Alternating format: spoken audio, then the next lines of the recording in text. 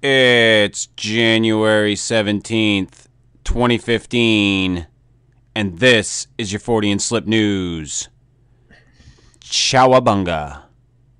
What the fuck is that? Yeah.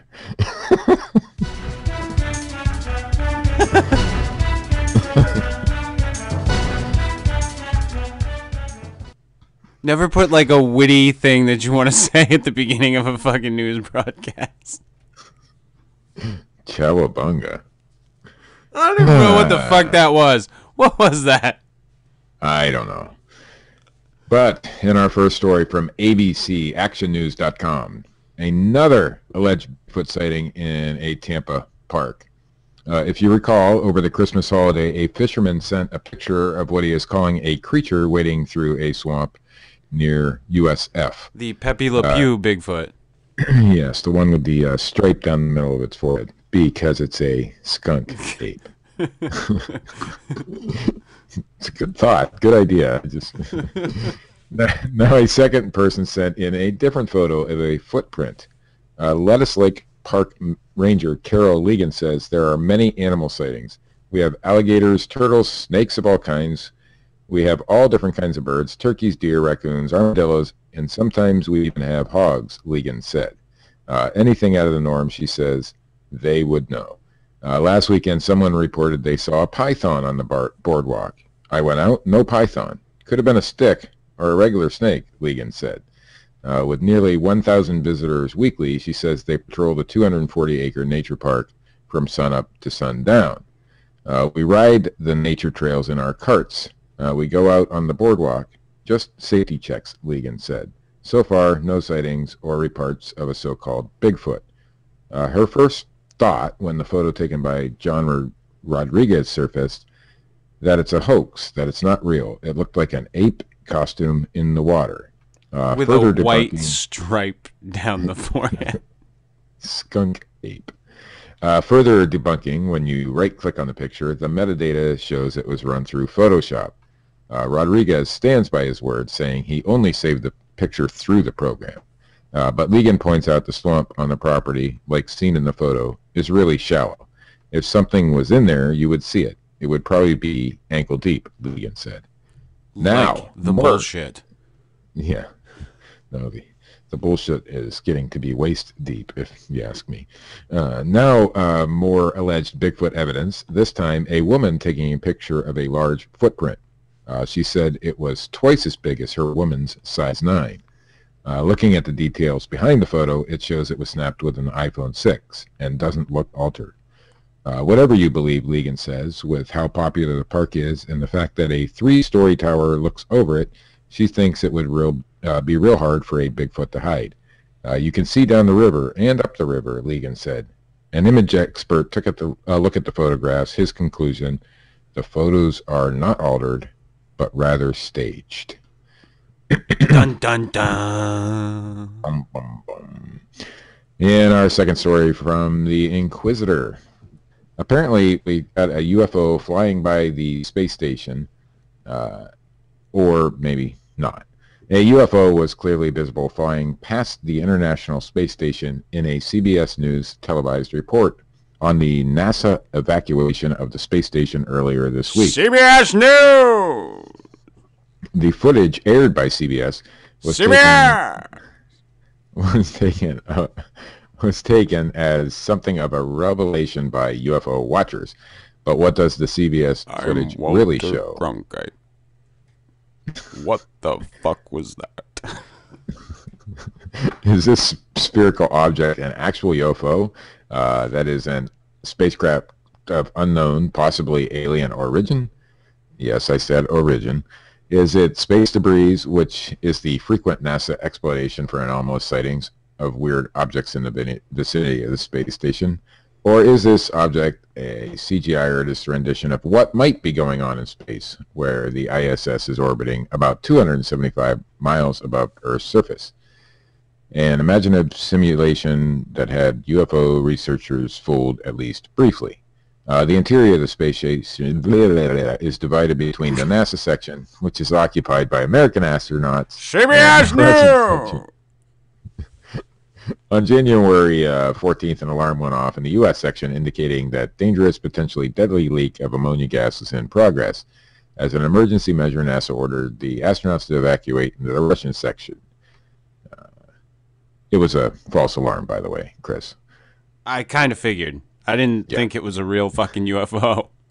No. The ammonia leak was a false alarm. The UFO was real. Oh. While researchers have been unable to determine if the UFO sighting captured in the video by YouTube archivist Third Phase of Moon, a real reliable YouTube channel, had actually aired on any... I don't know, Chris, if you've ever seen any of their stuff, but yeah. Had actually aired on other networks, if authentic, which itself is perhaps a dubious proposition. It would mark the clearest sighting yet of many sightings of UFO images near the ISS. In fact, this sighting would make it 4 since late October alone. But the extremely clear quality of this one perhaps calls into question its authenticity. Is this sighting simply too good to be true? A NASA video posted on October 7th during a spacewalk by 2 astronauts showed what appeared to be a flat or perhaps cigar-shaped UFO hovering in the distance before quickly vanishing from view. Another NASA space station video on November 3rd revealed a moving dot that appeared to be perhaps circling the ISS or at least flying past it. Then on New Year's Day, another disc-shaped object appeared in NASA space station video. The latest NASA UFO sighting near the space station appears courtesy of CBS News. The original CBS is actually online, and you can watch it for yourself. And the anomaly is actually in there because I took a look. So who knows? Probably just space junk. And also from the Inquisitor.com. CBS? It's a ghost story. I love ghost stories. If you're the type that believes in ghost stories, here's one you might want to take a look at. If you're the type that loves to pick apart ghost stories, you might be just as interested. It's probably fake. I like how it's probably fake. Yeah, it's probably fake.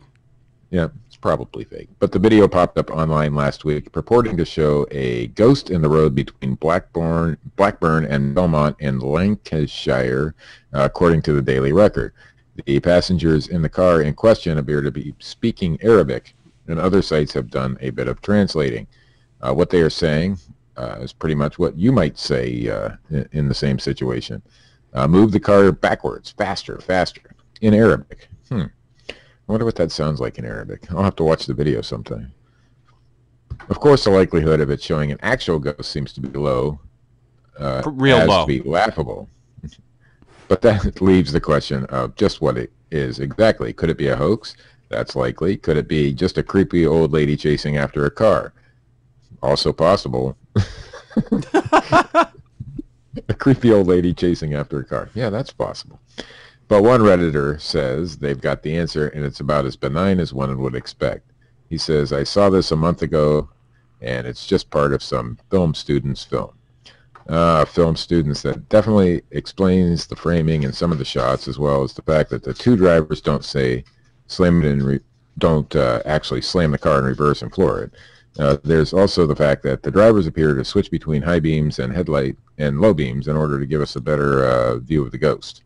It's just a little bit too composed. Either way, it's the sort of thing you don't want to remember before going to sleep, so maybe this film student's career just got a little bit brighter. Wow. Yeah. Fake ghosts. I like it. Huffington Post. My favorite story of the... I always save my favorite for the last. You know that, Chris. Yeah. Yes. This is the best. Paul Bennett. Convicted after having sex with a mailbox. How do you have sex with a mailbox? Well, we're going to find out. What is it? What is it that turns you on in the moment? Are you like walking by? You see the mailbox? Is the mailbox shaped like a vagina? Well, apparently in his... Have you seen... I mean, you sent me the news article. You've seen the picture of this guy. I didn't even read it. I just saw the fucking headline. Did you see the picture of the guy? Oh, yeah. I mean, it might explain a little bit. A man in Wigan, England, has been stamped as a sex offender after being found guilty of having sex with a mailbox. Paul Bennett pleaded guilty on Thursday. And that man's name is Richard Allen. No, come on. Richard is like our most faithful one. Besides Jim Payne and Bob. That was good. Yeah. On Thursday, he was convicted of 2 counts of indecent exposure and using threatening and abusive words with abusive behavior, the Mirror reports. Jesus, Richard, you need to simmer down. The plea stemmed from a September 9th incident where he attempted to have sex with a mailbox in a public area. Witnesses told the court they saw Bennett pull down his pants in a shopping arcade and start to publicly perform a sexual act on himself in public. Prosecuting attorney Kate Beatty said Bennett walked over to the post box and started to make sexual advances toward it. Bennett reportedly rubbed himself against the mailbox while holding his hands in the air. Witnesses said he kept shouting, "Wow!" during his mailbox masturbation. Wowie kazowie. Hey, it gets better.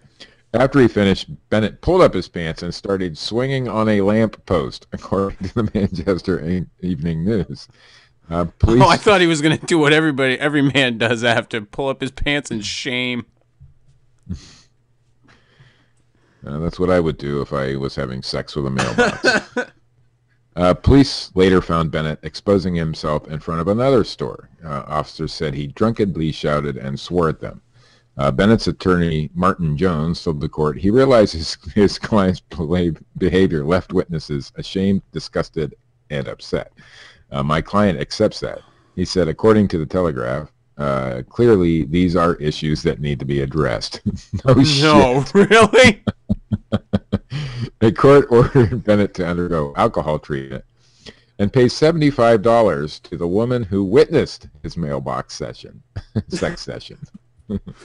So all you got to do is get somebody. Hey, you see a guy having sex with a mailbox, you get a payday of $75, and not too bad actually. Oh, and here's the. You didn't have to watch it, Steve. How do you know? Yeah, I know. That's true. I might want $76. He will also have to register as a sex offender. Wigan Today reports. Dick in a box. Yeah.